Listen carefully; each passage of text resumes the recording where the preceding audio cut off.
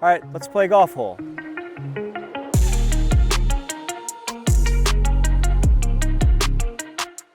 We're at the 18th hole at Barrington, and you've played a really nice round, and now you've come to what most people consider the scariest hole on the golf course. We have two sets of tee boxes here, one's on the right and on the left, and today we're playing the ones on the right. Again, most people think this is the scariest tee shot here because of the water. It looks a lot more prevalent when you're over here on this right tee box versus we're over on the left.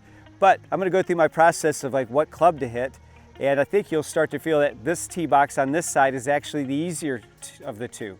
You'd much rather be over here facing this water than off over there to the left and not having it look like it's visually intimidating. So we're going to play the blue tees as opposed to the black. And when I'm playing the black tees, I'm just ripping driver. The fairway is very wide. I'm looking at my yardage book here, and from the back tees at 250 yards, the fairway is 75 yards wide. So you have a very generous landing area. Again, a very intimidating shot with the water all down the right and out of bounds to the left. And the out of bounds, as the out of bounds moves this way, the water moves this way. So you'll see there that as the fairways, the farther and farther you go, the fairway is going to get smaller and smaller and tighter, and your chances of potentially hitting the ball out of bounds or in the water start to increase. So you want to make a smart decision. Not get so conservative that you leave a very difficult second shot, because again, the second shot's very intimidating as well with the water all up along the green. So you don't want to get your back so far that you're hitting a long iron into there, but also you want to make sure that you're not taking on too much that makes a good tee shot almost impossible to pull off. I'm looking at my yardage book from this tee box, and at 150 yards, the fairway is still roughly about 35 yards wide, a very generous landing area. If I go up closer to where a driver would put me, the fairway looks like to be about 15 yards wide, and the water and the OB narrow up.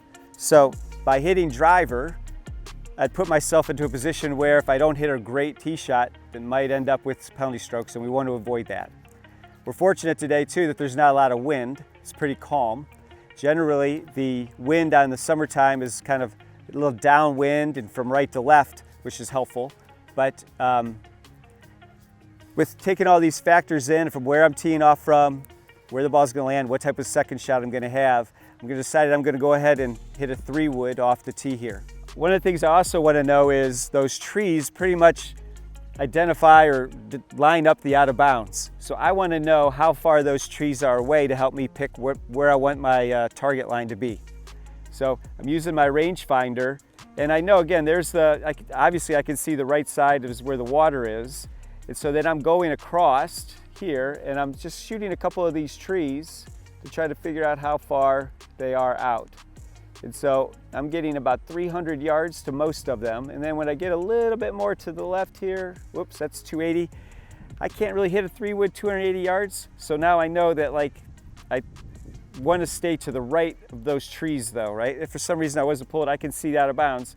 So now as I identify the right and my left boundary using those trees, I kind of pick out a spot in the middle there, and you can kind of maybe see there's a dark tree that has a slight curve in the trunk that goes to the right, and I'm just going to hit just right at that tree.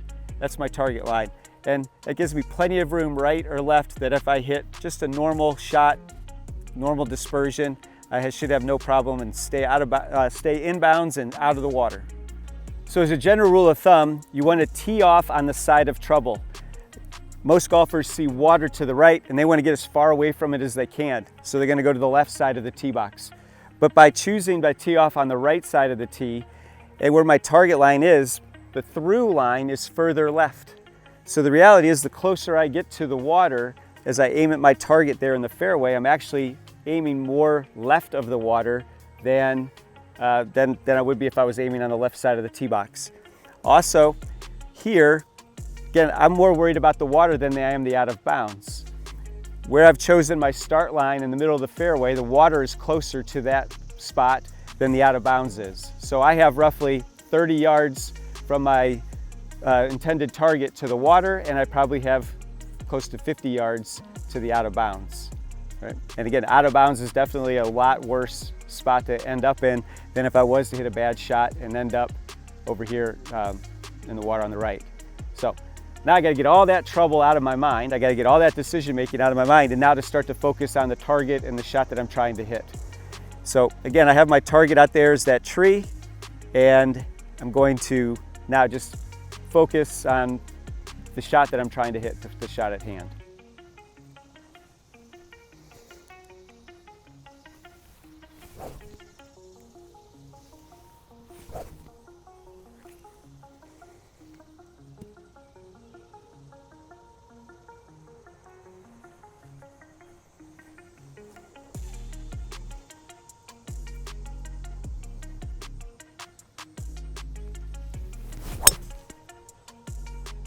So that was about a C- effort.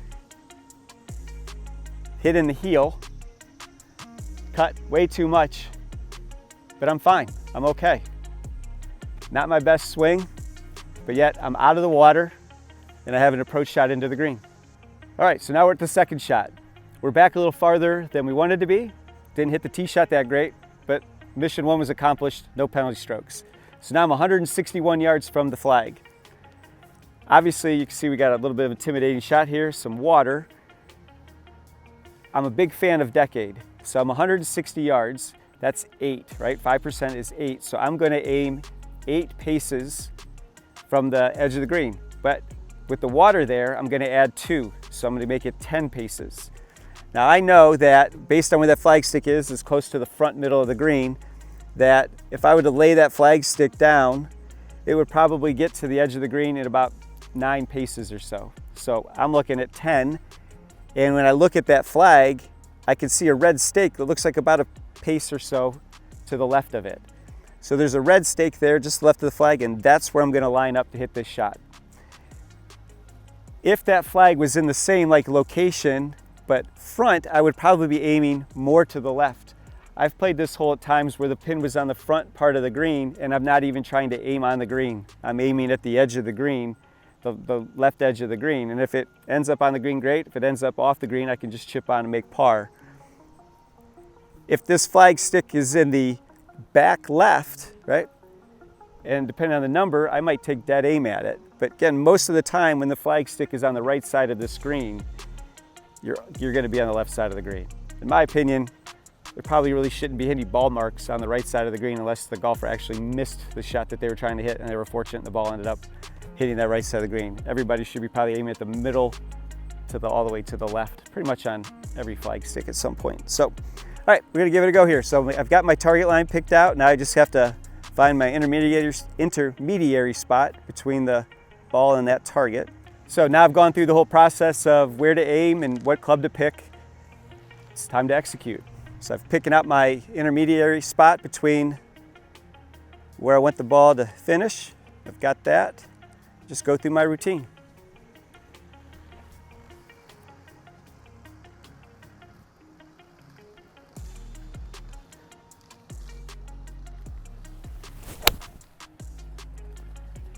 And the water scared me. A little intimidated there. Went from hitting a heel cut into the fairway to a little pull draw left of the green. Again, ball is out in the water. I'm still alive. I can still make 4. Hopefully next time I do this, I'll play a little better. Here we are at shot number 3. Again, I've missed the green here to the left. Not too short a hole high. And you can see I was fortunate that the flag stick is slightly in front of the edge of the bunker. Had I taken a 7-iron and hit past the flag, I probably still would have used the same target line. Maybe it was maybe a couple more paces to the right, knowing that there's a little more green to the right. But that ball would have ended up, a 7-iron would end up past the flag and into the bunker. And really, a bunker shot, that's why when I have the flag in the front, I really don't want a bunker shot to a small green with water along, right? So this isn't a terrible area to miss the golf ball in. Right, it's not a terrible area. So you can see here, I've got a shot, I've got a couple of clubs with me. The rule of thumb is if you can putt it, you putt it. I don't think I can putt this. There's too much fairway. Again, ball wobble around a lot, big slope there. I really want to hit it up above the slope. So I'm going to go up and assess where my landing spot is, which as I walk up here, kind of giving a sense of how far I'm going to carry the ball. And inside about when I'm 10 to 15 yards from the edge of the green, I'm always looking to try to land it on this early part of the green, roughly 1 to 3 paces on the green. So I'm kind of standing here looking at my ball, where I'm gonna, if I land it here, how far the rollout is. It's a little uphill lie into an uphill slope of the green. So I'm not gonna use my 60. I'm going to use a little less loft and use my 54.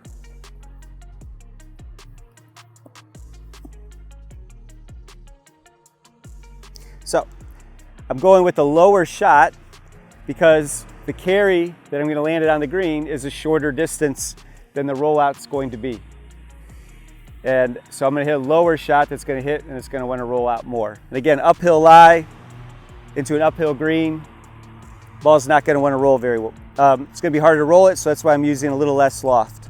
So now I'm visualizing where I want the ball to land, and then I'm visualizing that ball rolling to the flag stick. So I've picked my landing spot, I've picked my club, and now it's just time to execute. So I'm going to go through my routine. You guys see this ball hitting the green and bouncing a little to the left. So I'm going to aim a little to the right of the flag. Rehearse. And now all I'm thinking about is getting this ball to end up close to the flag.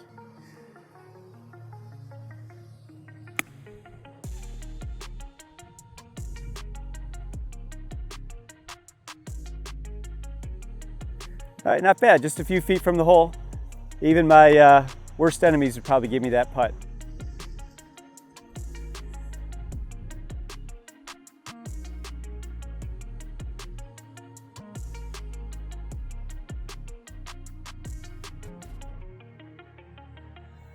So, avoided the trouble off the tee, avoided the water into the green, had an okay pitch, made the 6-footer for par. So don't have to play perfect golf in order to make pars. Just got to make wise decisions, pick the right clubs and the right targets, have a good short game.